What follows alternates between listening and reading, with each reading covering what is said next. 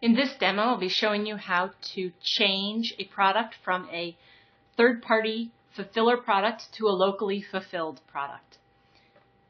Click on Store Management, Product Catalogs, and click on your product catalog.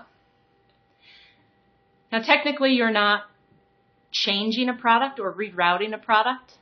You are adding a different version of that product. So this one is that I need to add is a calendar. I'm going to click into the group where the calendar is, edit products and settings. Now currently I have all 4 fulfilled at Photo Gift World. What I want to do is change the 10x8 and 8x10 to be fulfilled locally. Local fulfillment will say print server or IPI content. IPI content contains all the standard content plus any IPI content that has been added to that product. If IPI content is not available, either because you're not an IPI member or there's no content for that particular product, then fulfillment will say print server. Either of those is a local fulfillment. So I can either come in here and take a look at the words and search by words, or I can jot down the product ID. So I'll search by the word single. So I'm going to click Add Products and then go under Search for Single, and it'll pull up all the products that have that word in it. Click on Calendars, and I can see what I want to look for here is print server. I'm going to choose either say a price here or 0 price. I'm going to avoid the one that's blank here. And I want to come down here and choose my 8x10 print server version right here, which happens to say 0. Hit OK, and I can see I have my 2 products right here. Now I'm going to go ahead and remove the Photo Gift World versions, like by clicking Delete on the Photo Gift World ones. Okay, and I'm going to order these, the 8x10. I'll do the smaller ones first, vertical, horizontal, and then vertical, horizontal, the bigger ones. That looks good. My icon is fine. My category name here is fine. I'll save it. Now saving it bumps me back out to the main menu. I'm just going to navigate back in because I need to change the price on that one. I'm going to edit products and settings and click into the one that's 0. Change the price.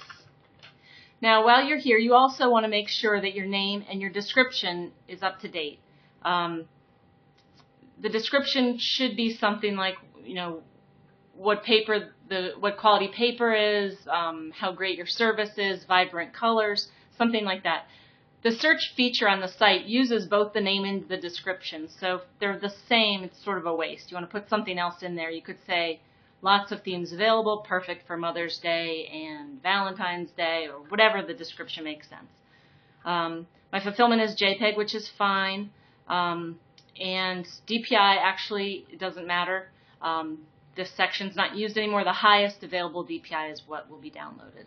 So I'm going to save. Now once this is saved, it says saved, but it doesn't bump me anywhere.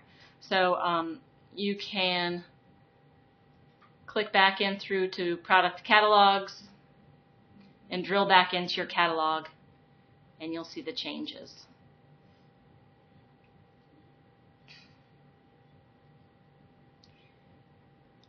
So now I've got it for $3.99. If you should need to edit more and go through each product, rather than go back through product catalogs each time, you can click into the product, make your changes, hit save, and then hit the back button in your browser to back up here. The only thing with doing it that way is once you hit back, your change is not going to be reflected on this page. So if you can keep track of the changes in your head, you can go ahead and do it that way. And then when you're done with all the changes, hit save.